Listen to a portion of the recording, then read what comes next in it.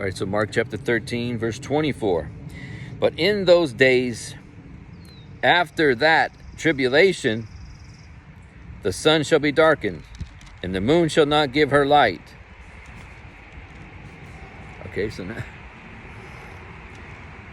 you see how he's, all these verses he's explaining, he's describing these things that are happening. Physical trouble, all these things.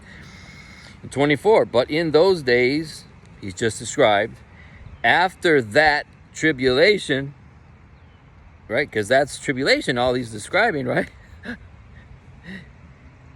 After that tribulation of those days, right? The sun shall be darkened, and the moon shall not give her light.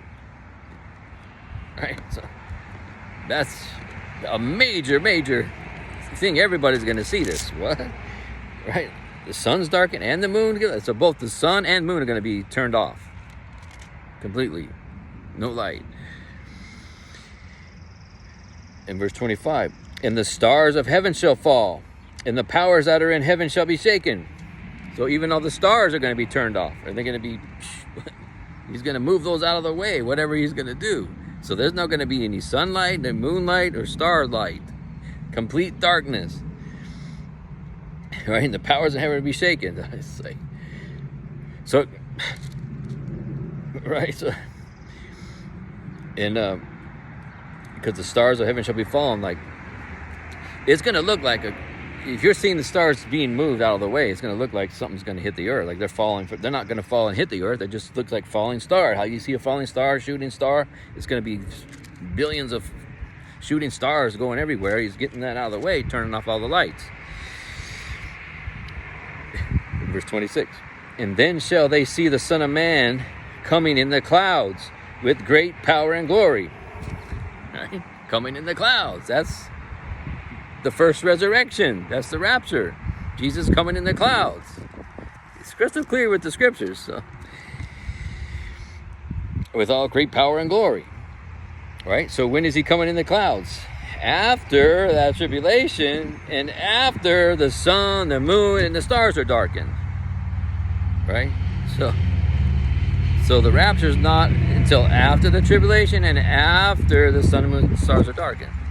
And that's an event everybody's going to see. Total darkness. I mean, he's turning off all the lights. Complete darkness. And what's one of the titles of Jesus? He's the morning star. So, right? Then shall you see the Son of Man coming in the clouds. The morning stars come. When it's complete darkness, everybody's going to see the morning star coming in the clouds. And then 27. And then shall he send his angels and shall gather together his elect from the four winds and from the uttermost part of the earth to the uttermost part of heaven. He's going to gather his elect. That's what we talked about. That's when he's going to gather the elect, after the tribulation, after the sun, moon, and stars are darkened. I mean, how can you not understand? It says after that tribulation.